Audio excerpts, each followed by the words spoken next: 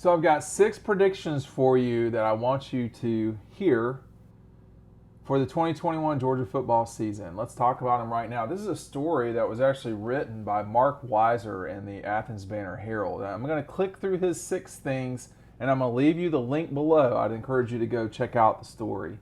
Mark says, Mark's been covering Georgia since the 2003 season, so he's been around the block. Not quite as long as me, but pretty close. But the first prediction he's got is that Georgia will have a 1-loss regular season. And he says return.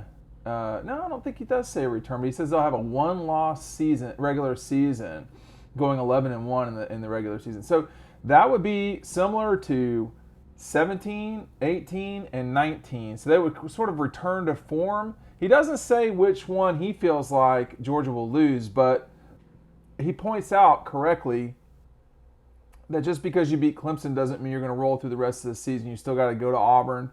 You got to deal with Arkansas, Florida, and Jacksonville. Obviously going to be a tough game. And then also, too, what about Missouri coming to Athens? So those are all challenging games.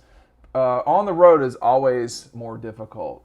His prediction number 2, this is not that hard to figure out. Expect more movement on the offensive line. I think that's probable. I don't think he's exactly out on a limb on that deal. I don't think any of y'all do either, as much as I've talked about the offensive line. But I think the question is going to be, will Warren Erickson start at center, or will it be Cedric Van Pran-Granger? And that right there could set in motion some other position spots. Like, for instance, I think right this second it will be Jamari at left tackle. Left guard will be the guards will be Justin and Tate Ratledge, and then right tackle will certainly be Warren McClendon, and then the question will be center. Like, who's playing center? Is it Cedric Van Pran-Granger or is it Warren Erickson? If it's not Warren Erickson, he's going to get a look at starting at one of those guard spots. So Justin, Ratledge. And then where does Amarius Mims fit into this thing? What about Broderick Jones? Those are the guys, really that 8 are the guys that people are going to be thinking about. I think it's a good question, generally speaking. Number 3 prediction from the Athens Banner Herald's Mark Weiser. He says that the tight ends will be fed, to which I would say which ones specifically, because right now I think there are 2 healthy ones in Ryan Godey and Brock Bowers. Brett Seether, excuse me. So there are 3. Fitzpatrick should play against Clemson, but he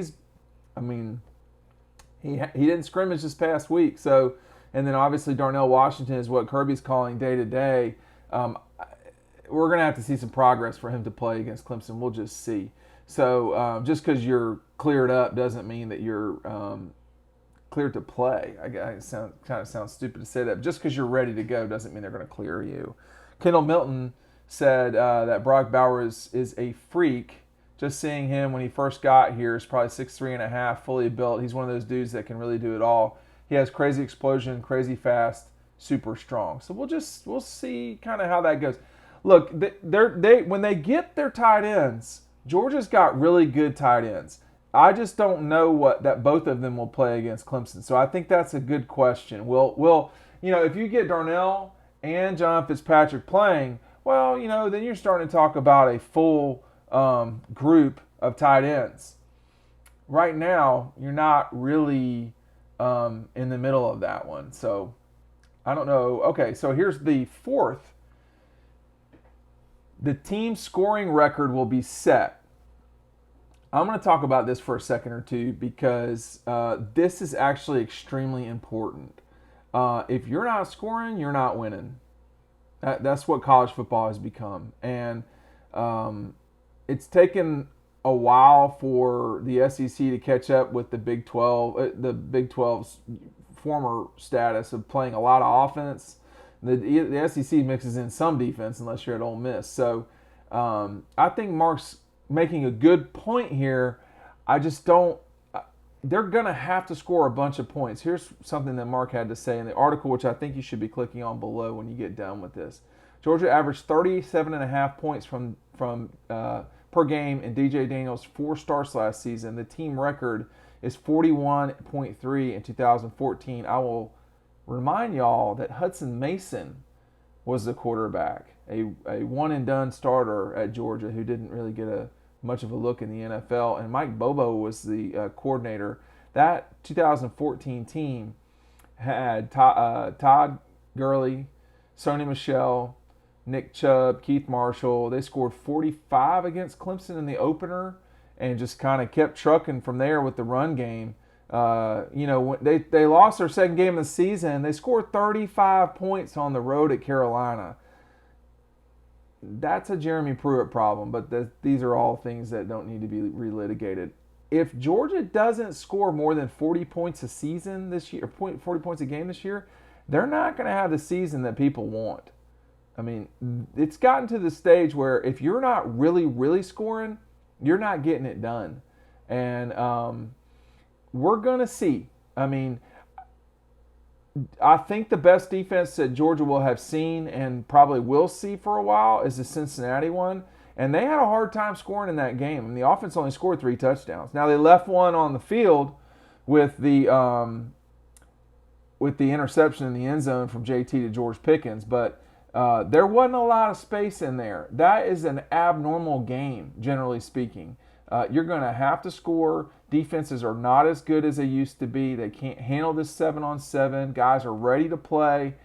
If they don't set a scoring record, something will have gone wrong. I'll put it that way. And the second to last that Mark talks about, Georgia's freshmen will make their presence felt. And he talks about a lot of guys here. I'm going to read these guys off. Brock Bowers, who we talked about earlier. Tate Ratledge, we talked about earlier. Cedric Van Pran Granger. These are all guys that will be that will be redshirt freshmen. So they're not even, some of those guys played last year a few minutes. You got A.D. Mitchell, Keely Ringo, Kamari Lassiter, Smile Munden. I think totally the linebackers could be all SEC guys in the league. I think the person to pay the most attention to that's young is A.D. Mitchell, because he's going to be the easiest to see for sure. And he had a pretty good spring game. People wouldn't stop talking about him. He had a pretty good spring game. He's not George Pickens, but he had a pretty good spring game. And we'll just see, what happens from there. And here's the final one from Mark. This is a very curious one. JT Daniels is more likely to win the national championship or win the Heisman Trophy. And this is what Mark said. He said he is more likely to lead Georgia to the national championship than being a Heisman finalist. So he kind of breaks it down here talking about the other quarterbacks. Right now, this is Spencer Rattler's thing to lose. It's August, but it's Spencer Rattler's to lose. You got Bryce Young, C.J. Stroud. There's a bunch of quarterbacks. They're all relatively new except Rattler and JT Daniels. Well, JT's not going to be throwing it like Spencer Rattler, and they're not going to be scoring like Spencer Rattler. Here's my other thing about the JT winning the Heisman thing. There's not a lot of great games at the end of Georgia's season that would get you a Heisman Trophy appearance or win you the game. It would have to be the SEC championship game. So you'd have to rack up numbers beyond belief.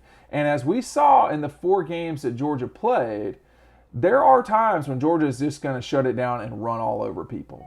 And that's not going to be a great day for JT Daniels in terms of his stats. So that's why I'm skeptical that he would win the Heisman. Now, get invited to New York, maybe. I mean, but a Georgia player's not. Now, this is an amazing comment I'm about to make right here. To my knowledge, a Georgia player has not been to New York for the finalists of the Heisman Trophy for 29 years. It's been 1992 in Garrison-Hurst. You've had guys like Champ Bailey come through here, David Pollock. I mean, it's Aaron Murray. I mean, there's been really good players. Matthew Stafford, Noshawn Marino. It's hard to imagine that a program at the caliber of Georgia's has not had a player up there.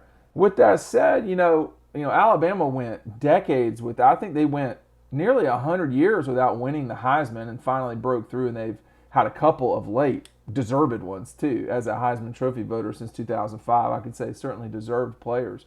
But it is amazing that a program that has been as good as Georgia for that extended period of time. Hines Ward played at Georgia, Champ Bailey. I mean, we're not talking about Mike Bobo and Kirby Smart here. We're talking about explosive players. So count me as skeptical that he would win the Heisman. I'm skeptical they'll win the national championship, but I mean, I think everyone if you're not skeptical of everyone this year winning the national championship, I don't know, because there's no clear-cut certain team. Not right now. Let's see what happens after the first week. In the meantime, we'll see you over on Dog Post.